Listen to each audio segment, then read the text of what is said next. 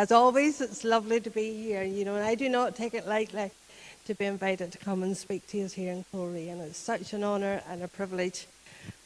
And it's lovely to see Neil and Naomi here and to have them leading worship this morning, because the songs this morning, I tell you, they just really connect in. I mean, last night, that first song, Faithful One, last night just the line kept going round and round my head. Through the storm, He is Lord, Lord God. And I couldn't get the rest of the song. I go, what is that song? What is that song? And there, Neil and Naomi led with it this morning, so praise God. It's always good to have these wee confirmations that you're on the right lines. So we're going to start this morning in Mark chapter 5. Glasses.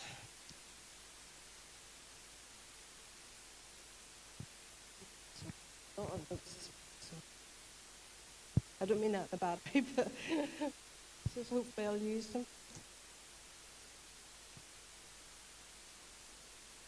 Okay.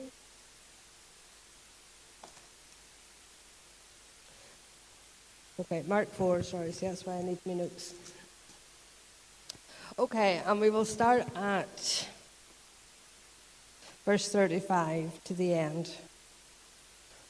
On the same day when evening had come, he said to them, "Let us cross over to the other side." Now when they had left the multitude, they took him along in the boat as he was, and other little boats were also with him. And a great windstorm arose, and the waves beat into the boat, so that it was already filling. But he was in the stern asleep on a pillow. And they awoke him and said to him, "Teacher, do you not care that we are perishing?" Then he arose and rebuked the wind and said to the sea, "Peace, be still." And the wind ceased, and there was a great calm. But he said to them, "Why are you so fearful? How is it that you have no faith?" And they feared exceedingly and said to one another, "Who can this be, that even the wind and the waves obey him?" Now, I've tried to give this a title.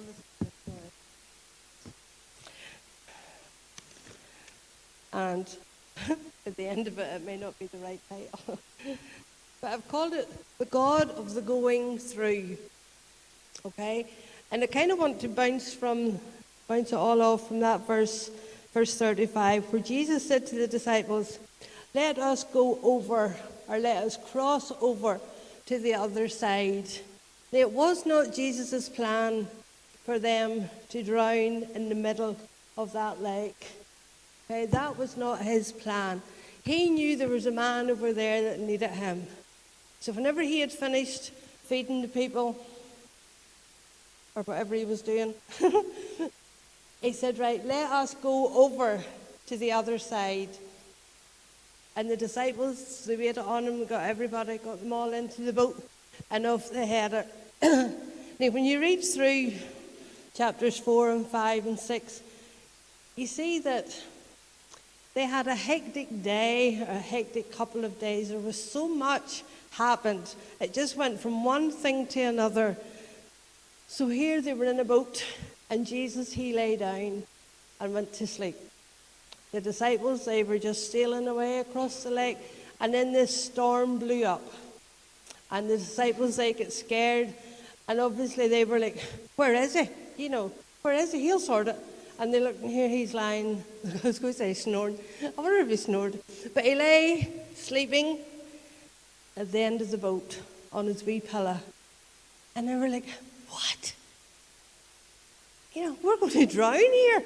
And it's like, you wonder who had the idea, waking him. And then the discussion, "You wake him." Now, I'm not waking him, go, "You wake him." And anyway, we don't know who it was, but somebody finally got up the courage and went and woke him. I think this is why I like down here, Paul. I walk about, I would fall off there.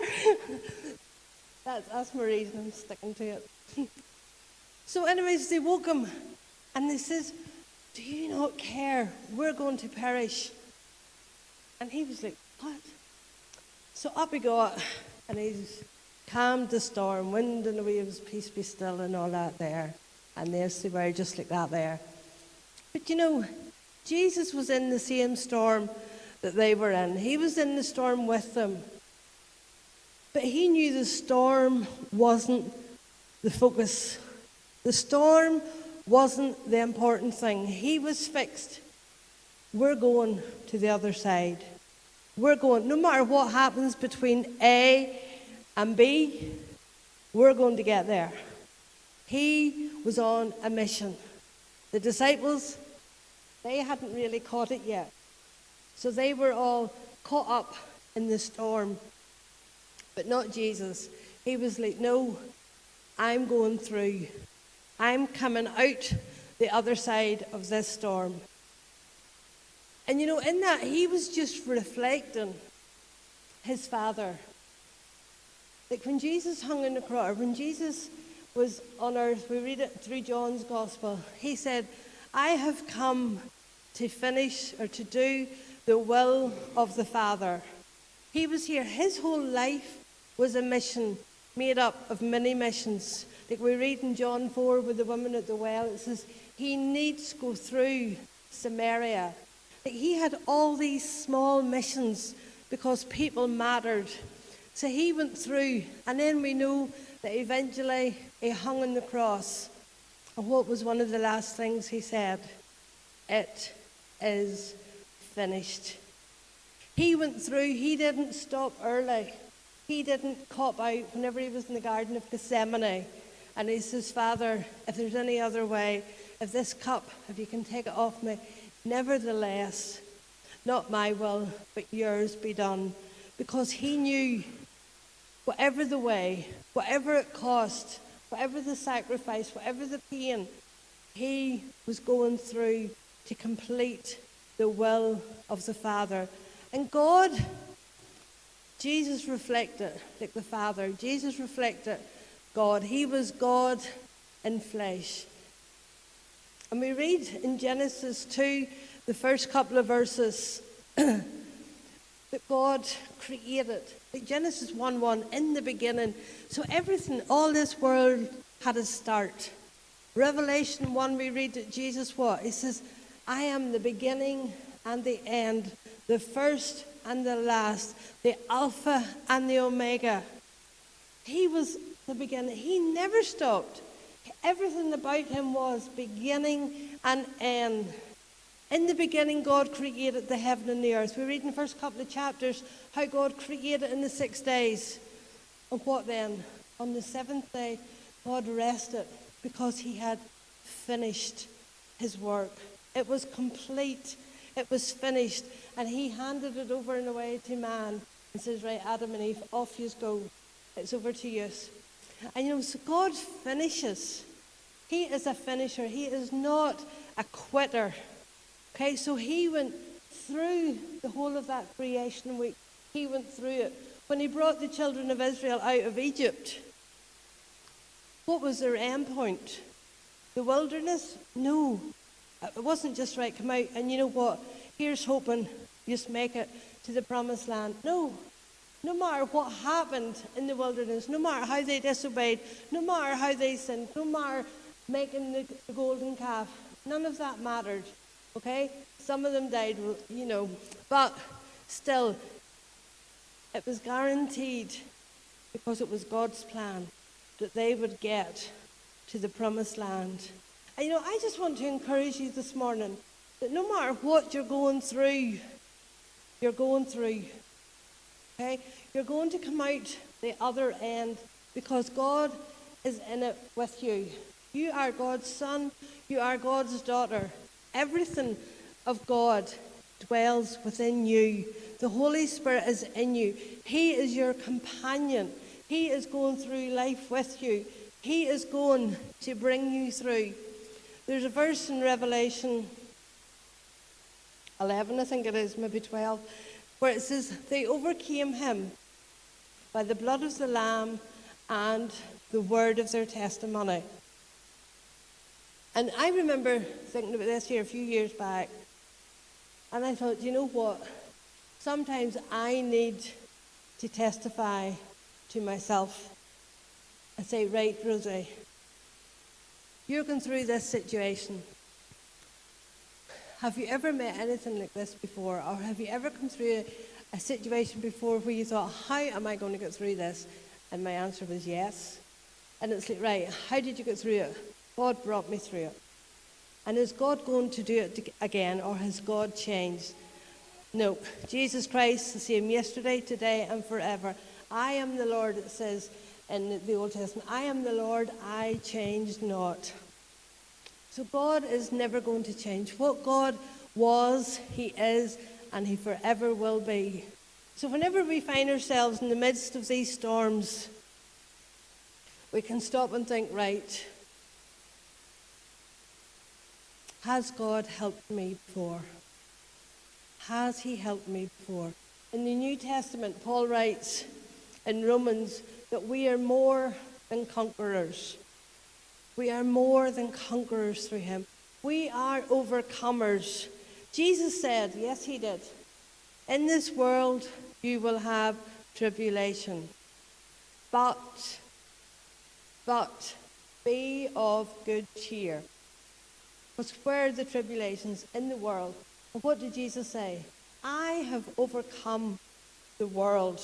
I have overcome. So Jesus has overcome the world. So any tribulation that comes our way, he has already gone before us. He has already overcome for us. So then it says in 2 Corinthians, I think it is, thanks be to God, Paul writes, who always causes us to triumph. Sometimes, every now and then, maybe not. No, thanks be to God who always causes us to triumph. And you know, every situation we go through gives us an opportunity to walk out in victory. I was thinking, because I've been thinking about this here for a long time. I mean weeks, I don't mean years, but you know, just mulling this over. God, what is life meant to be like? What is it meant to be like? Is it meant to be a bed of roses? Is it meant to be, you know, just plain sailing? You know, like Paul and Claire living down there by the coast. You know, some nights it'll be calm, but some nights a wee breeze or a wind will blow in and it's a bit stormier. And you know, that's what life is really like. Sometimes it's calm, sometimes it can be choppy, sometimes it can be very stormy. Because you know what? Because then I thought, now, I'm not a massive sports fan, not even watching it on TV, but whenever growing up, my dad, he wasn't well really, and he had asthma and all this, he wasn't able to go out a lot. So, oh my goodness, he was a sports fan, okay? So because he couldn't get out to anything, TV, anything sport at all was on TV. And if we wanted to watch TV, we had to watch it with him, you know. So we watched the boxing. My mum, she loved the wrestling. She was more into the wrestling and the snooker. But you know, the boxing would have been on, you know, and you had, thinking way back when, Muhammad Ali, okay? And all the boys that he fought, let me see, Joe Foreman, no, George Foreman, Joe Buckner, no, well just these names I know. But you know what? He would have won his first fight, and he wasn't really a big name. Whenever they win their first fight, they're not really anybody, okay?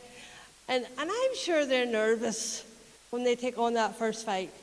And then they win, and it's like, oh, I want that one, okay? So then their agent, their manager lines up another fight. Somebody comes and says, all right, I want to fight him. And okay, they line it up, and he says, all right, let's try this again. Oh, I won that too. 2 for 2. And he starts, and then he goes, third one. Okay, that wasn't even 1 on points. That was a knockout. And, you know, the more fights they have, the bigger the boys that want to fight him. The bigger the names that want to come against him. Because they say, right, he's starting to get a bit too big for his boots. He's starting to get a bit too big. His name, people are starting to talk about him. But no, I'll keep him back, I'll take him down. And in order for him to become world champion, he's not just fighting the wee boy down the street. He's not fighting in school playgrounds, or yards, or even in the hood. No, he is taking on the other biggest and the best names.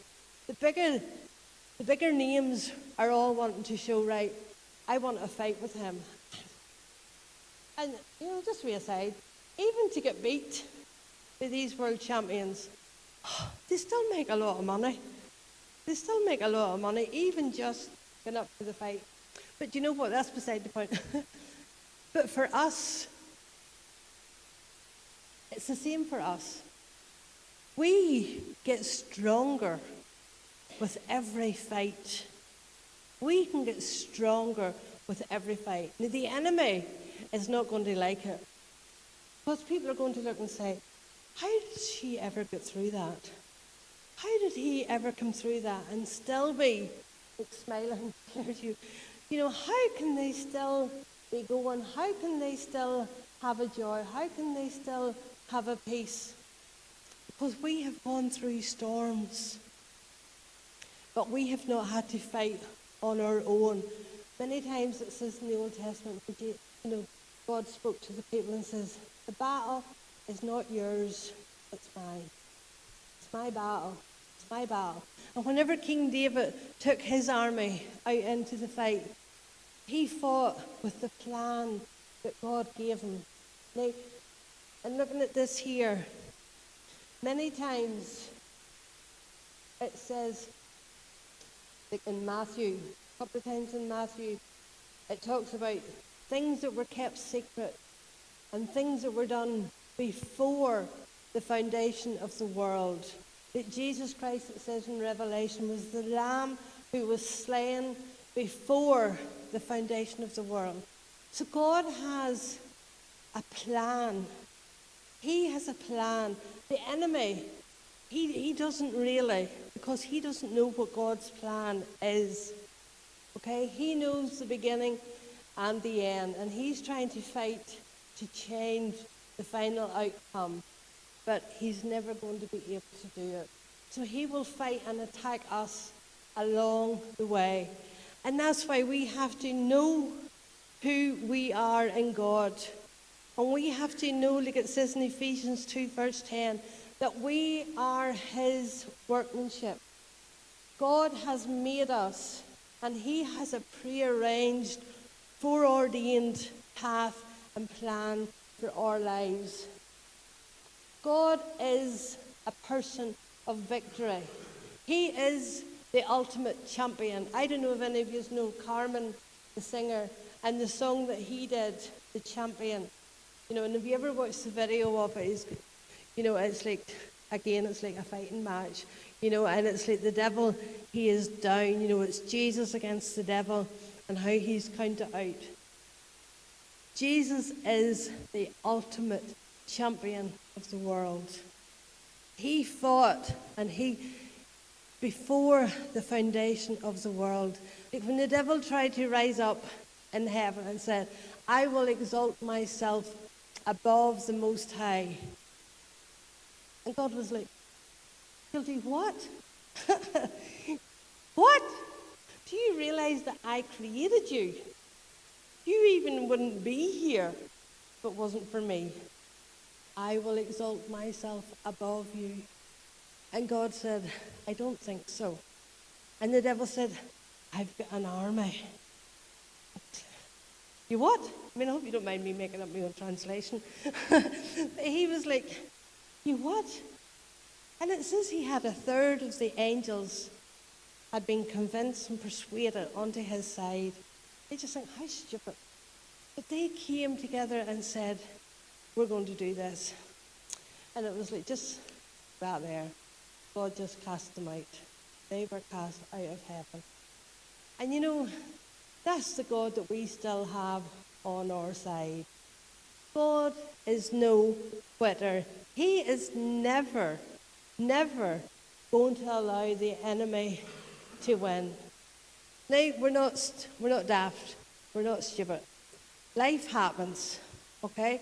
We go through life. Because of sin, this world, we live in a fallen world, and stuff happens. And horrendous stuff happens. But the ultimate, if you like, the ultimate plan, again, like we sang there, when we stand in glory, we will see his face. And there we'll serve our King forever in that holy place. Oh my God. You know, the devil can never stop that. The devil can never stop that. When we've been there 10,000 years, bright shining as the sun, we'll have no less days to sing his praise than when we first begun. You know, we will never, never lose. We will never lose. God, Jesus, he's the beginning and he is the end. And he is everything in between. Ultimately, he came so that we could be restored, reconciled to relationship with the Father. God's ultimate aim is heaven. Heaven. I mean, I remember I used to work in like a rehabilitation centre type thing. It wasn't a full-blown rehabilitation centre, but it was for guys and ladies that wanted to come off drugs and alcohol and that there. And remember we were doing one day, you know, like they were saying, how could God ever accept us, blah, blah, blah. But I remember like I used a table, but you know what, we can use from wall to wall here. Let's say that's eternity, okay? We know that there'll never be a stop to it. But you know what? Our lives are so just like minuscule compared to eternity. And that is why, like it says in Ecclesiastes, I think it is, he has put eternity in our hearts. He has put eternity in our hearts. Oh my goodness, it's one of my most favourite topics to think about and to dwell on and read books on, is heaven. That's where I'm headed. That's where I'm going to spend the rest of my days. So no matter what happens in this tiny slither of time, it's going to be over like that there. It's going to be over just like that. And then we are out of this life. Like Paul says, to be absent from this world and to be with the Lord, which is far better. I thought if ever there was an understatement, it's far better. It is far, far, far, far better. And you know, I would just encourage you, if you haven't read much about heaven, I would say get reading about it. Because sometimes in the past, it has been what has got me through. Is like, right, stop and think, you know, what is all this about? And it's like, you know what? The worst the devil can do is to take somebody out of this life, okay? To take somebody out early. Like in Ballymena at the minute, there's a young girl who's missing. You know, and we don't know what has happened to her. We don't know where she is, 21 years of age. But you know, if that young girl has been killed, but God forbid, but if she has, if she was saved, it's like she's in heaven. You know? And it's like even whenever, like when Jesus was on the cross and the devil was rejoicing, like it even says later on, if the devil had known what was really happening that day, he wouldn't have done it. He wouldn't have done it. The worst he could do was to take Jesus out. Okay? And he thought that would give him a great victory. He thought that would like nail it for him, if you want. He thought, right, I have got him. on the cross. I have got him physically dead. But you know, again, one of the books I've read was Wendy Alex's book, you know, about when Jesus died and the devil, obviously, because of the sin that Jesus bore for us, it was like the devil had a claim to him and was able to take him. And Jesus went into the pits of hell. And the devil was like, we've got him. We've got him. And him and his demonic forces, they were rejoicing. They were happy. They were like, yes, he thought we could never, you know, and they were talking. And then it's like, all of a sudden, there was a rumbling. All of a sudden. And it was like, what's that? And this rumbling got louder and louder. And then somebody came running in and said, it's the Son of God. And he says, what do you mean? Sure, he's dead and locked up. And he says, he's not. He's not. He's not. Because he had paid the price. He had died as a perfect man to pay the price for our sin. But then that gave him the right. That gave him the right as our ransom to rise again. And he came out and he went into the devil and he took the keys of death and hell. And he says, I'm taking them back. And he took back the rights to mankind. And he says, no, mankind can now be reconciled back to the Father. And you know what? He is victorious. So whatever you're going through this morning, I remember somebody saying, I've never checked this out. So I tell you, I'm not usually a gullible person just taking people's word for it, but sounds good. Winston Churchill apparently said, if you're going through hell, go on. Don't stop and don't think, this is the end of my life. This is just what life is going to be from here on. In this time that we're living in, you know, and I'm not making light of it, but there's a lot of talk about mental illness. And for some people, sometimes that's because they have settled and they think, this is all there is to life for me. But you know what? If we're believers, we can make a difference. We can be different. We can be those people that carry joy, that carry peace with us. So whenever we're around people, they pick up on something different about us.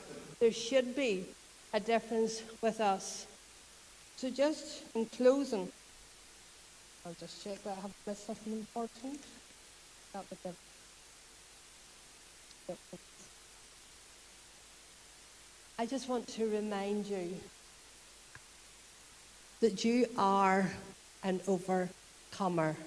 Now, hands up if you have ever gone through something in life before. If you have gone through a hard and difficult situation, put your hand up. Up high. Okay. Now, if you put your hand up, I want you to be bold and brave, okay? This is what they do when people get saved. If you put your hand up, right, I want you to stand up. I want you to stand up.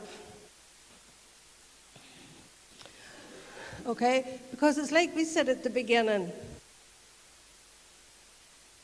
We overcome by the blood of the Lamb and the word of our testimony. Now, this morning we didn't do communion, but we have remembered about the Redeemer, okay? And about the blood that Jesus shed. So we acknowledge the blood this morning. But if you're brave enough, my goodness, you're good, strong believers. I want to start, okay, at the back. Now we'll start here with Neil and Naomi. And I just want you to say, loud enough for people to hear, I'm an overcomer and I have gone through. That's all I want you to say. I don't want testimonies, because that is testimony enough. Okay? So I just want you to say, we'll say it the other way around. I have gone through, so I'm an overcomer. Okay? I have gone through, so I'm an overcomer. Okay? Would you like